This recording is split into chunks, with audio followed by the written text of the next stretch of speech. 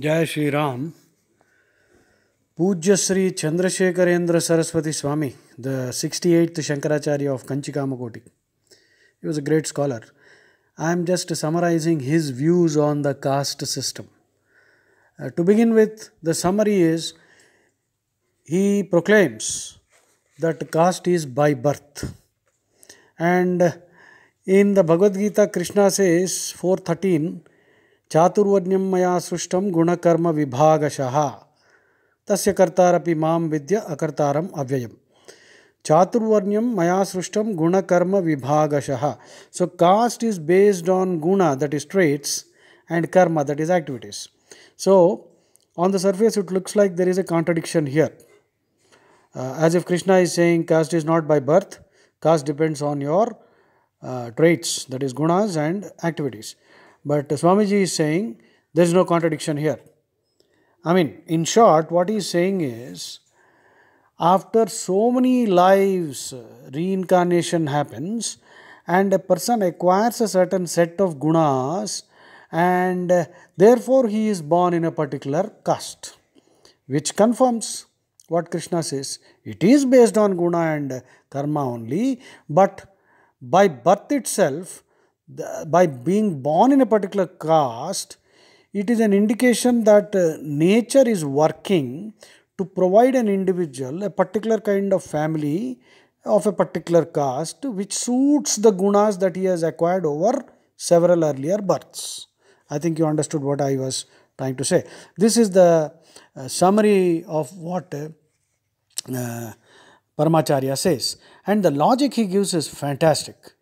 It is like this. What he says is, if let us say you believe that it is all, caste has to be determined based on guna and karma.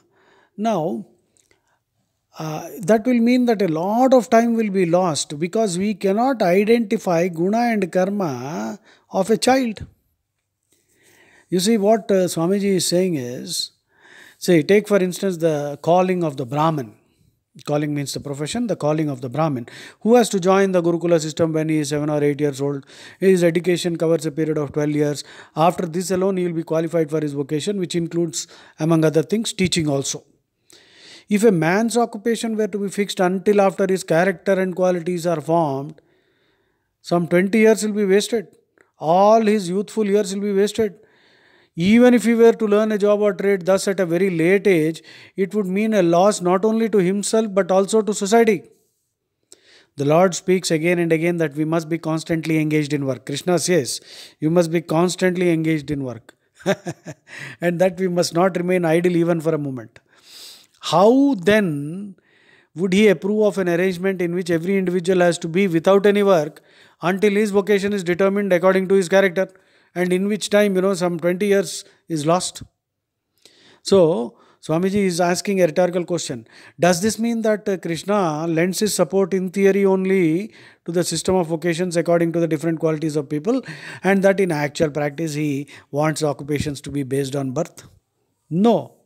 If he does so, then it will be like a politician speaking one thing and doing something else altogether. So, what do we see in Krishna's own life as a divine incarnation? When Arjuna refuses to fight, saying that it is better to become a mendicant and live by begging than spilling the blood of friends and relatives, even if it be to rule over an empire, what does Krishna tell him? He urges Arjuna to fight. You are born a Kshatriya and you are duty bound to wage war. Take up your bow and fight. And in the case of Yudhishthira, he also behaves more like a Brahmin, but Krishna encourages him to be a Kshatriya and continue his dharma as a Kshatriya. Of course, exceptions are there. Dronacharya, men like Dronacharya were born Brahmins, but they took up the duty of Kshatriyas. Krishna does not deprecate them, since they were otherwise great men. But all the same, he does not show any displeasure when Bhima taunts Dronacharya for having forsaken the dharma of his birth. So therefore, we have confirmation that by Swadharma, the Lord means the Jati Dharma of birth. So, Guna and Karma are inherited by birth. The simple logic is, you will be born into a particular caste because of all the samskaras Janmantara Sahasreshu, over thousands or perhaps millions of earlier births, a person acquires a certain sets of gunas and he is suited for a particular type of activity. Therefore, they are born in a particular family. Exceptions are always there. So, this is the gist of Swamiji's description. Of course, in a Brahmin family, in a Kshatriya family, in a Vaishya family, there are exceptions. All children are not, but those are exceptions. You see, that is the argument. Of course, Swamiji is not saying we have to bring back the entire old system, which is again not practical. But that system was good at that time. Whatever exists today is perfectly fine. But there are many issues which have to be understood. Simply condemning the old system is irrational and immature. Jai Shri Ram.